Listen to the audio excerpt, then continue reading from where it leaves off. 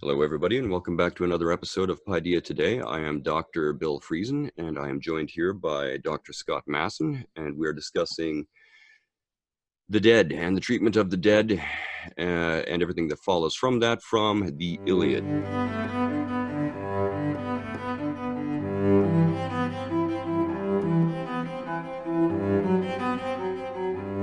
And I believe, Dr. Masson, you have a reading from Book 23 of the Iliad where Patroclus' ghost or shade has come to Achilles in a dream with various demands. Would you mind reading that?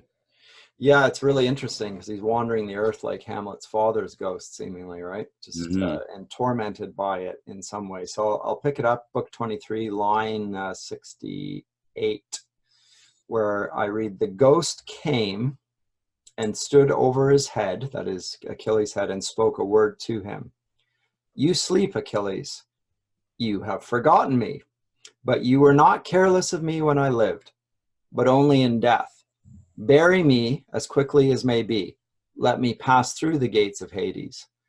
The souls, the images of dead men, hold me at a distance, and will not let me cross the river and mingle among them. But I wander as I am by Hades' house of the wide gates, and I call upon you in sorrow. Give me your hand. No longer shall I come back from death, once you give me my right of burning. No longer shall you and I, alive, sit apart from our other beloved companions and make our plans, since the bitter destiny that was given me when I was born has opened its jaws to take me. And you, Achilles, like the gods, have your own destiny, to be killed under the wall of the prospering Trojans. There is one more thing I will say and ask of you, if you will obey me. Do not have my bones laid apart from yours, Achilles, but with them, just as we grew up together in your house." So that passage is not dealing with the body of Hector, it's dealing with the body of Patroclus. Correct. His friend whose death in his guise, so Hector had brought him to death and probably mistaking him for Achilles, and that is what instigated Achilles' return to the battle and the conclusion of the Iliad, because then there's the final showdown between Achilles and Hector. And now Hector is dead, and his body is not only dead, but being dragged around the walls of the city in a horrible way. Yes, and also being dragged around soon around Patroclus' tomb. Yes. So you have a very, very striking image where a whole series of dichotomies are being set up and played off against one another. And it seems to me from this passage that one of the main interests here, one of the reasons that you have such sacred, powerful sacred obligations to the dead is that if you do them, it'll keep the dead from wandering. It'll allow the dead to finally find their home in Hades where they do not know themselves as selves. And to me, that sets up an immediate problem because we see in other texts like the Odyssey that those who are in Hades don't want to be in Hades. It's not a good place to be. When they're allowed to know themselves, you have to go through certain rituals so they can actually become conscious of themselves and speak again and give you advice. So drink some blood, for instance. Yeah. Exactly, the blood and wheat and all that stuff. Yeah. So then the question is, why is the shade of Patroclus so eager to get to this place he doesn't want to be? What's happening there? And I think there's a contradiction there, and I think the original readers would have detected it as well. And whether they ever came up with a solid answer for it, I don't know. But this is where the psychological explanation falls a bit short. He wants to be there. He feels pain to be there. It's almost a necessity for him to get there. But it's not a psychological necessity. It's almost like a telos. He's destined. That's where his body ought to be, with the dead and the souls of the dead, and he can't get there unless he's been buried. So there's a sacred obligation, which is also part of his destiny to be there. But as you say, once he gets there, they live a lifeless existence, and they are not happy. No, to some extent, it's a matter of propriety that the shade wants to be there. Is it something that's actually desired in and of itself? No, that's impossible. When the shade gets there and doesn't have rational self-consciousness, there's not even a basis for desire. How can it know what to desire for a thing it does not understand? I also find it very interesting that this is one of the earliest recordings of a dream vision that we encounter in Western literature. And we are going to see a lot of dream visions coming along in later centuries amongst many writers. And it gets worked into an extremely refined art form. So much of the groundwork that's being laid out here in the Iliad is very, very interesting because it points towards the trajectory of the development or the evolution of the dream vision in the West. Of course, the most famous dream vision is the dream of Scipio Africanus, right? That we'll encounter much later by Macrobius, I believe it was, who records it. Yeah, and the only one that's comparable, but it's not a dream vision, and it just struck me in scripture when the prophet Samuel is the witch of Endor at King Saul's behest raises up Samuel for the purposes of counsel. But that's different. That's like necromancy. That's a sort of a witchcraft. That's not what's going on here. There's no rite. It just, the body itself has appeared. And it's come in a dream. There's been no sort of witchcraft going on, right? So there's a difference here. It is genuinely a dream. Yeah, and it's interesting to me also to consider this is the Psyche, if you will. This is that final breath that Patroclus gave out as he died. His soul went with it, so it's all bound up in this notion. And yet, we're going to see the later development of the daemon. Right. The daemon is not simultaneous. It's not the same thing as this Psyche here that we're dealing with. I'm watching that and the evolution of that as well. Here, you notice we're getting something that later on, it's not a visio. A visio is the type of prophetic dream vision that you get where you simply have a vision of what is going to transpire or what needs to transpire or something like this. This one comes with a venerable, in this case, much loved speaker. So there's a figure who speaks back from the dream world. You're not just seeing things. Somebody is saying things back to you. This is what ought to be. So here we have a voice of authority.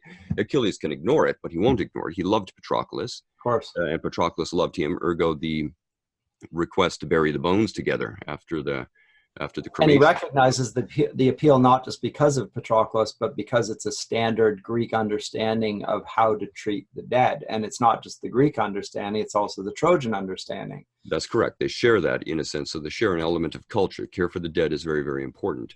Yeah.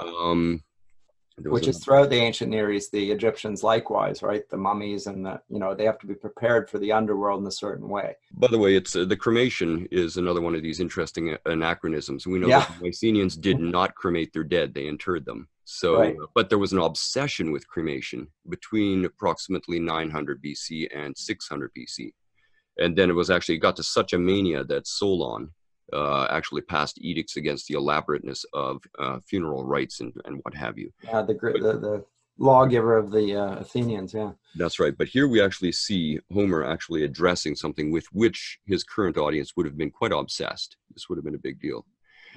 So in addition to that, we can contrast that to the treatment of Hector and the way that Achilles is desecrating the body. It's not just that the Greeks and the Trojans are dismayed by his behavior, because even his own people find the behavior disgusting. This is too much. He's hacking away at this dead body. He's dragging it around the walls of Troy. He drags it around the funeral pyre of Patroclus. He stabs at it continuously. Not only the Greeks, the gods themselves are disgusted. They're they're disgusted. And there's another quote. This is a book from book 24. And I believe this is Apollo. It is Apollo. It says, he's appealing to the other gods. He says, "You are hard." This is line 33. "You are hard, you gods, and destructive. Now, did not Hector burn thigh pieces of oxen and unblemished goats in your honor? Now you cannot bring yourselves to save him, though he is only a corpse, for his wife to look upon, his child and his mother, and Priam his father, and his people, who presently thereafter would burn his body in the fire and give him his rites of burial. No, you gods, your desire is to help this cursed Achilles, within whose breast there are no feelings of justice, nor can his mind be bent, but his purposes are fierce, like a lion who, when he is given away to his own strength and his haughty spirit, goes after the flocks of men to devour them. So Achilles has destroyed pity, and there is not in him any shame, nor does much harm to men but profits them also. For a man must someday lose one who was even closer than his, a brother from the same womb or a son, and yet he weeps for him and sorrows for him, and then it is over. For the destinies put in mortal men the heart of endurance. But this man, now he has torn the heart of life from great Hector, ties him to his horses and drags him around his beloved companions tomb, and nothing is gained thereby for his good or his honor. So great as he is, let him take care not to make us angry. For see, he, that is Achilles, does dishonor the dumb earth in his fury. So he, this is fascinating to me. So Apollo himself is outraged because he has destroyed pity and honor. He's destroyed pity because of his glory. Remember we talked about in Aristotle where he talks about purging pity and fear? That's right. Achilles has done exactly that. He has purged those things from himself, and it outrages Apollo that he should be so glorious as to be beyond those things. And he's even more or less smiting the earth. And he says, be careful lest they make us angry, because of course he's excelling the gods in this sense. And so they intervene at this point. Yeah, he has, Apollo says, and whether or not you accept this is, of course, up to the reader, but he says it's not just that he has no shame and that he has no pity. He has no justice. And he says he has no honor. But wait a second, if he has no honor, then what happens to the glory he so desperately seems to want to attain, and indeed is attaining by his infamy? So they're almost like empty appeals. He has no justice, he has no honor, he has no pity. Well, actually, he's the great figure that is now threatening Apollo by his glory. Yeah. And the gods have to bring him down. And also in terms of cultic practices and mythological developments, we're at a very interesting time in Greek history where it seems to be that cults of the wild, of the orgiastic, like Dionysus and what have you, are fading and losing their grip, losing their power, though they never completely lose it. And we see the rise of Apollonian cults in numerous different venues. And of course, Nietzsche makes great hay with this later on when he talks about that tension between the Dionysian and Apollonian. Yeah. But here, Apollo is not coming across looking particularly impressive. And it begs yet another question, which is, why is there such a sacred obligation to the dead? Because a lot of scholars like to talk about funeral rituals and things like that in a descriptive sense, and fine and good. And on a good day, we'll get somebody, usually an anthropologist or somebody like this, who will talk about ancient Greek funeral practices from kind of an etiological, that is to say, a causational perspective. But they'll only speak to it in terms of what kind of practical purposes the funeral rites will serve. Nobody talks about the sacred reasons, the sacredness of those obligations. What drives the sacred obligations? And on that, the scholars are silent. And that's not like I've got a magical answer here. I think this is a study of many, many years to come up with something cogent on this front. But nevertheless, I think it is a very necessary question we need to be asking ourselves here, essentially taking it away from sort of scientific approaches, such as you encounter with the social sciences and what have you, and adopting a more liberal arts approach to the question, why are there sacred obligations to the dead? Because seem universally recognized, because you'll find certain cultures where the desecration of the dead and the violation of those funeral practices is perfectly normal. Places like, Central Africa, or I remember reading a poem by Rudyard Kipling where he talked about how the Afghani women would come out if you fell on the battlefield and mutilate the bodies of fallen British soldiers. Well, it happened to Saddam Hussein in recent times as well. And to Gaddafi as well. That's what I meant. Sorry. And on the other hand, there are other cultures where that's absolutely unthinkable. You do not desecrate the dead. You bury them with honor, even if they're your enemies. Even if they're your enemies, Yeah, so what is the tipping point between one extreme or its opposite extreme? I don't know, but it's an interesting question to me. And likewise, as a young man, I used to be quite callous and indifferent about what happened to dead bodies. Including your own. Including my own. I don't care. I'm dead. I'm not in that anymore. Yeah. And then I read a Ted Hughes poem entitled Dogs Are Eating Your Mother. Yep. And he describes how the dogs are eating your mother in a back alley and fighting over the viscera, and just pretty disgusting. But it did make the good point. I thought to myself immediately, I am not okay with that. And I am not okay at the sacred level. That is a violation, not just of taste or family or domestic obligations. That is a violation at a deep level of taboo, which is a completely different species of violation than I agree. ethics and morals. Yeah. And that immediately forced me to pause and think more deeply about our obligations to the dead and the desecration of the dead potentially. So, which is a part of our obligations to the living, right? The two, to some degree, go together. Yeah.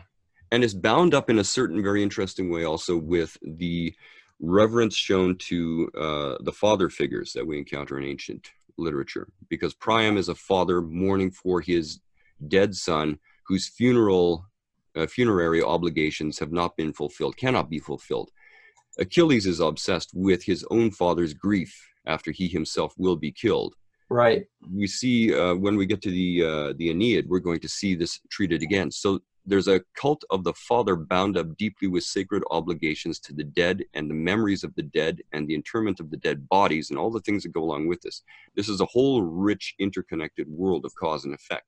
Anyway, so we encounter when Achilles is dragging that body around Patroclus's funeral pyre, we encounter a couple of things. One of the things is that we encounter both the killer and the killed. And actually, there's a 3 level to that, of course, because Patroclus is the killed, Hector was the killer, and the killer, in turn, of Hector is dragging the killer of Patroclus around there. So we've got that going on. We have this also curious oscillation in these figures between the outrage and the grief on the one hand, and the outrage and the wrath on the other hand. Achilles considers his fallen friend Patroclus on the funeral pyre, and he considers the body of Hector being dragged behind him, and he's going back and forth between grief and wrath and grief and wrath. And I think that's a very interesting sort of driving dichotomy. I think there's a lot of fuel coming out of grief that drives Achilles' wrath, and it just makes him wild. It gives him almost divine wrath, as we've talked about in previous episodes. As we talked about it, it really is divine wrath. That's right. Yeah. And also it's perhaps relevant to point out here that by the time Homer is writing, the chariot behind which Hector is being dragged were used almost exclusively merely for ceremonial games, like the games that are thrown for Patroclus, actually, after the prothesis aspect of things. But here they're being portrayed in the Iliad as if they're using them continuously in active open warfare. So Homer's being deliberately old-fashioned, and his audience is going to know that. Yeah. So when, so we talk about book 24 there, and the return of the body, when, because at the, I read that extract from Apollo speaking, and eventually the gods agree with Apollo. That's right. And decide that they're going to intervene, and they're going to tell Achilles that he's got to give the body back. And the way that they do that is by going to Priam and Hermes, the messenger of the gods, who actually normally escorts the bodies down to the underworld. Good. I'm glad you mentioned that. That's true, because he takes Priam on a journey to strange, hostile places in the darkness to what may very well turn out to be Priam's death. And with the death, and this is interesting, with Priam's death, the war is over. Yeah. Troy doesn't have to fall, because Troy does fall. If Priam's dead, it's done. So, and if he kills Priam, then he himself will not die, in which case he himself will not attain the glory of the young death that he, right? Because he will live. Priam's dead. He's just cut off the head of the serpent.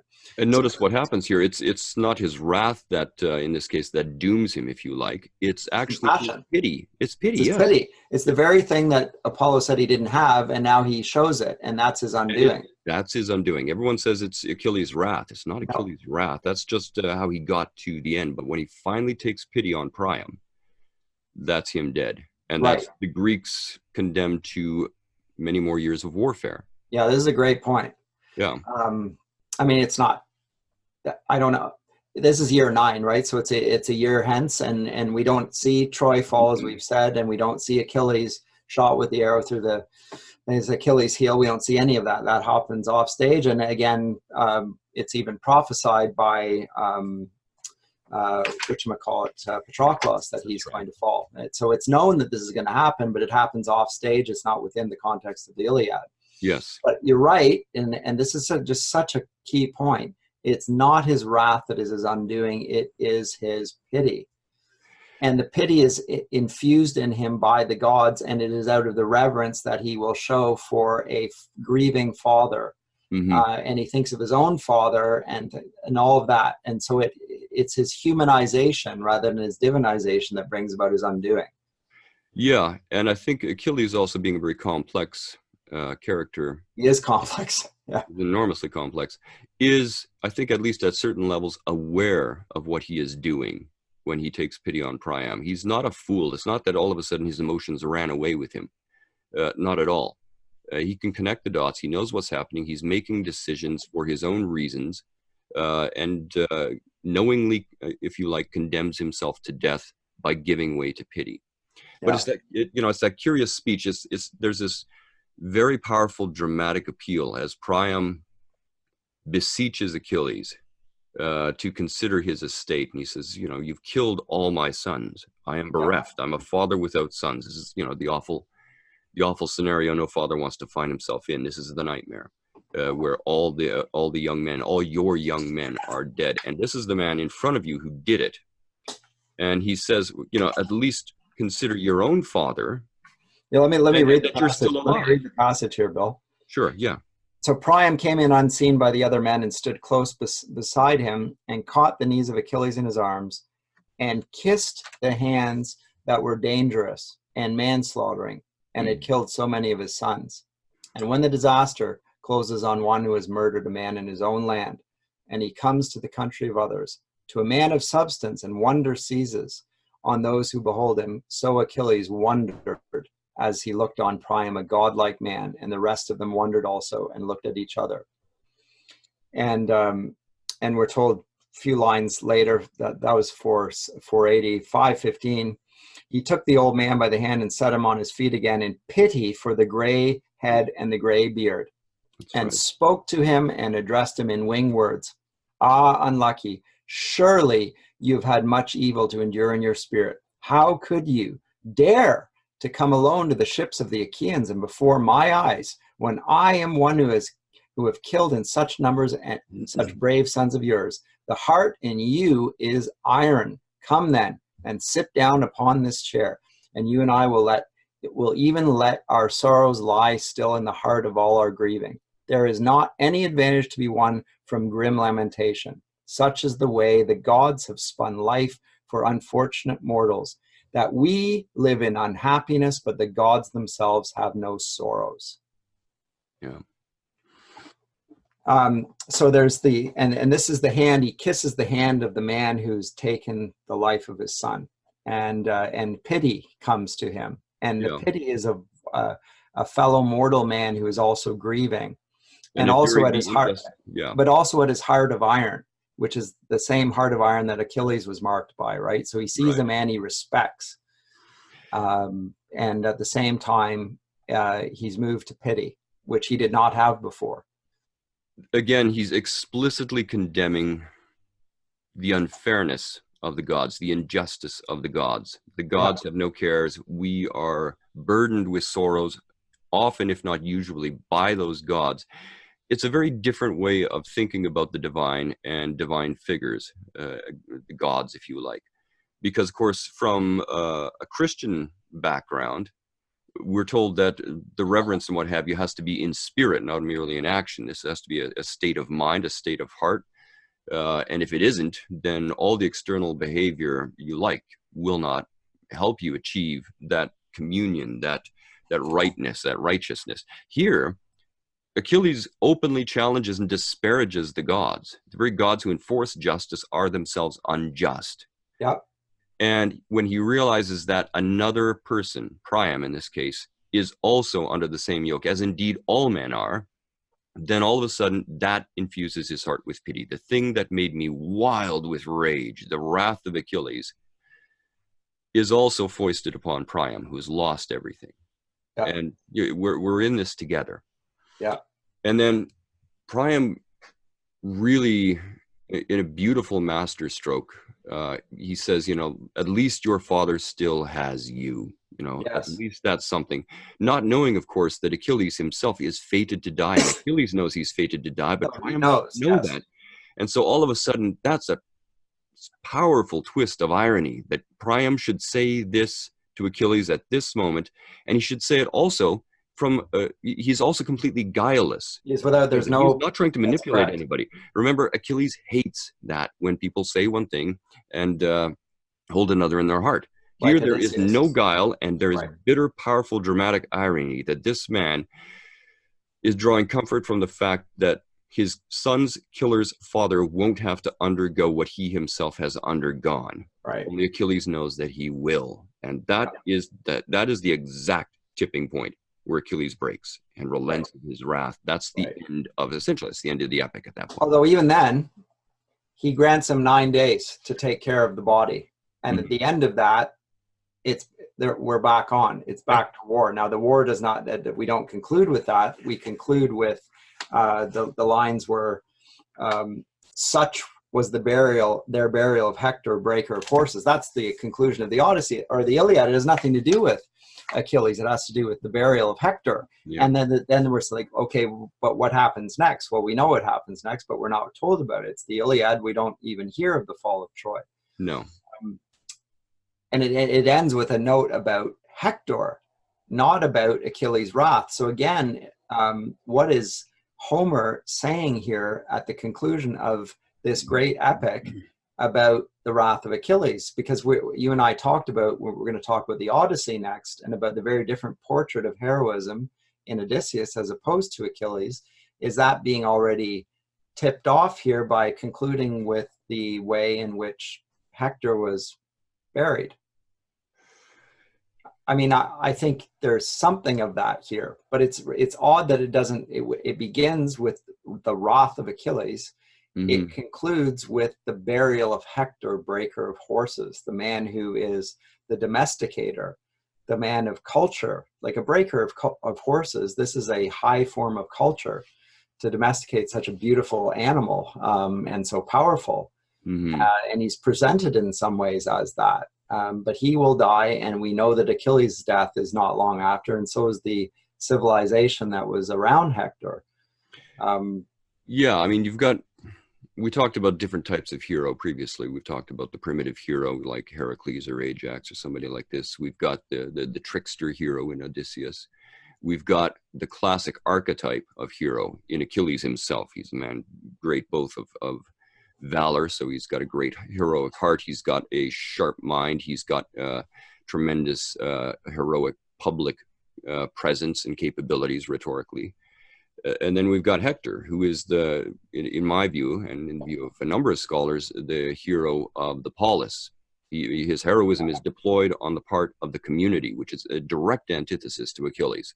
Achilles will let the community go up in flames and die horribly. Although in the end he decides to fight on the battlefield rather than stay behind the walls, so he's a bit like your man Beowulf, who decides he's going to go out that one last time against the dragon, even though he knows he's left his city undefended in the process, and the decision might be actually worse than had he stayed behind, because now he's left. There is no defender. There's no one left. So without Hector, the city is going to fall. Yes. So there's a real tension there, and I think he's left with a terrible dichotomy. There's no right answer there, but he decides fighting on the battlefield is what he's going to do rather than to retreat behind the walls. Well, Tolkien noted this, as well as a number of other scholars, that the hero isn't the hero in conventional humane terms until the hero is willing to go forth and die. And some would even argue and say that no, he actually has to go out and die before he's properly heroic. A hero who goes out and does mighty deeds and returns victorious again and again and again isn't properly heroic. It's defeat when you risk everything, when you're willing to wager everything, including life itself, on the battlefield for the sake of glory or community or whatever it might be. Then you truly become heroic. Then you are a tested thing. And this is why in Germanic cultures, they're much more interested in glorious defeats than glorious victories. Yeah. And that's why Beowulf at the end, everyone's paying complete attention when they know that Beowulf goes out to die. But Beowulf isn't as a hero isn't charting the way forward for the ways in which heroism is portrayed. We see it again and again and again in this kind of text of the Iliad, where Achilles knows he is going to die when he goes out onto that battlefield. That's it, you're done. Hector knows that he risks death, and indeed right at the very end where he's tricked and he turns to stand and he accepts the fact that he's going to die, but he's going to fight and die. That's where he truly becomes heroic. Hector's not heroic when he drives the Greeks down to the ships. Not properly conceived. It's when he turns to stand and die in battle against Achilles that all of a sudden he is immortalized as one of the great epic heroes. Even though he wails like a baby and cries and begs for mercy. But well, there's an argument about Greek heroism and what have you in that. Well, I'm not disputing his heroism. It's just there's his manners in articulating it are very different than, say, Romans, or again in Anglo-Saxon literature, stuff like this. That's something with which the Greeks are fine. They're very emotionally open about a lot of things, and the ways in which later Stoics would not be. So we just have to kind of take that as one of the cultural distinctives. I think we're done there, Bill. I think that's about it. So next time we'll look at the Odyssey, and we'll look at heroism. We'll look at the importance of story. We'll look at the underworld, the portrait of the underworld, which will present a backdrop for what we'll see in Roman culture and the Aeneid, and how it's then dealt with in Christianity and so forth, because those are significant departures, and they're really interesting and helpful to hold them in contrast to one another and see how one speaks into the other. Okay, excellent. Scott, thank you one more time. Thank you.